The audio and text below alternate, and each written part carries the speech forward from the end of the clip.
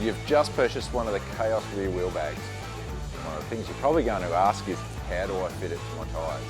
One of the advantages of these wheel bags is that it fits anywhere from a 29-inch through to a 35-inch tyre, and we're going to show you in this instruction video exactly how to do it. Measure back from the end without the hook and remove the recommended amount of shock cord depending on your tyre's diameter.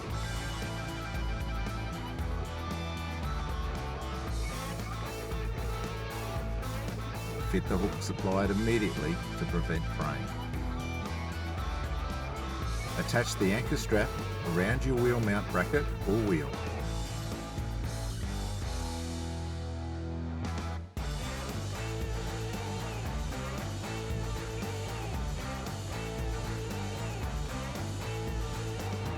Adjust the strap so that it sits on the top of the tyre near the edge.